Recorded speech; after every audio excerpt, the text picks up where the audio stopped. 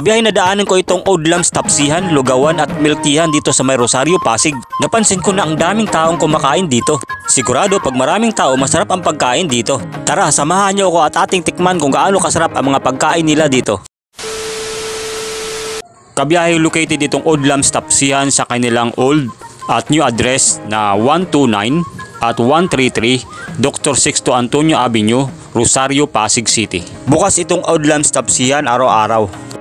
Napansin ko na maraming tao ang pumupunta dito paggabi. Kaya namamangha ako pag tuwing napapadaan ako dito dahil sa napakadaming tao ang kumakain dito.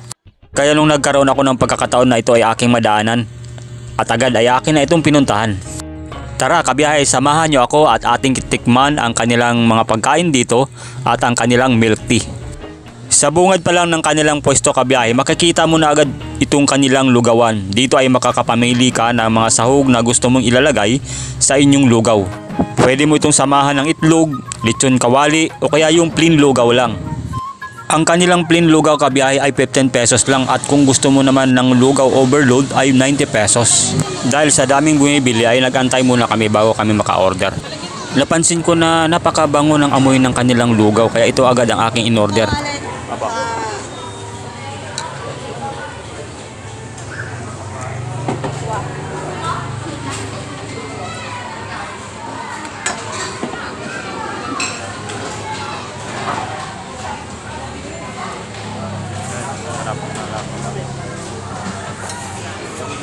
Lagyan na, magkano pag may itlog na kasama? Ayun po, lechon with egg, 55. Bye. Wait, lalagyan po natin. Pinalagyan ko na rin ito ng lechon kawali with egg para madagdagan yung sahog ng kakainin nating lugaw.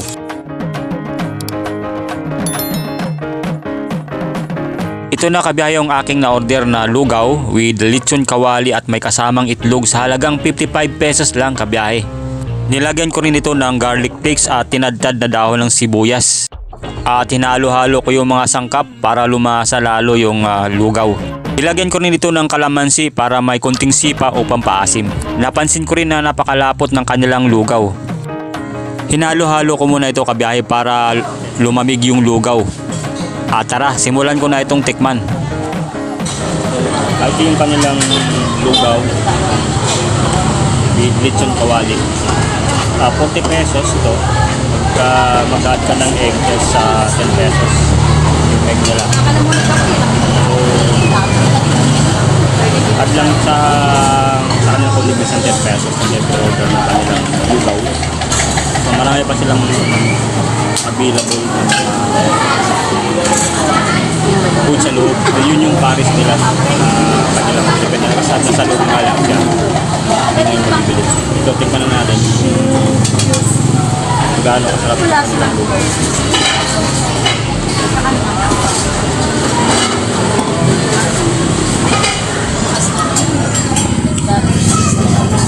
So dito malapot yung sauce nila.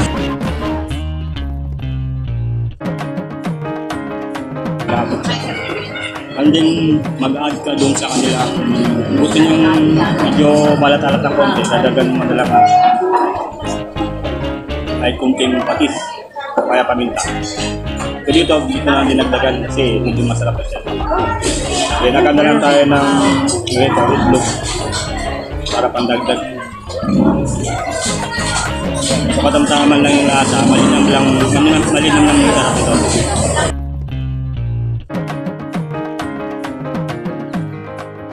Kabiyahe, kung gusto mo naman umorder ng iba't ibang klase ng kanilang mga specialties na pagkain, ay pwede kang pumasok sa loob. Paalala lang kabiyahe, dito ay self-service yung ating pag-order.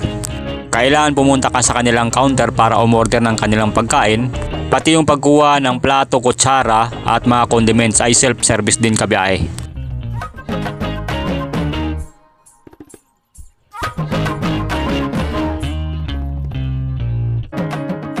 Available dito yung kanilang silog meals na nagsisimula sa 45 pesos at yung kanilang sizzling sisig na nagsisimula sa 70 pesos at yung kanilang specialty na bulalo na nagkakahalaga ng 100 pesos at ang kanilang Paris na 65 pesos. Kasama rin dito yung kanilang go-to meals na kagaya nitong lugaw na nagsisimula sa 20 pesos. At kung gusto mo naman mag-take out ng kanilang mga noodles, mayroon silang order na pangbilauman or short order. Meron silang Mickey Bihon na 250 pesos yung small at yung extra large size ay 550 pesos. Available din yung kanilang Pansit Canton na 280 pesos yung small size at yung large size ay 550 pesos. Meron din silang mga short order ng Mami or Lumi na nagsisimula sa 30 pesos yung isang order. Pinuntahan ko rin itong kanilang milk teahan at ang pangalan nitong kanilang milk teahan ng Old Lambs ay Coffee Break. Dito ay makakabili ka ng kanilang milk tea na sa halagang 39 pesos at ang kanilang frappe ay 59 pesos. Dito ay aktual na hinihanda ng kanilang crew ang inyong order, mapa milk tea man yan, kape or frappe. Pwede ka rin dito mag-add-ons ng kanilang espresso shot, pearls, nata, coco jelly at cream cheese. Pwede mo rin ipa-add yung coco jelly or Yakult Delight. At sa halagang 10 pesos ay madadagdagan mo na ang inyong mga flavoring ng inyong coffee or milk tea.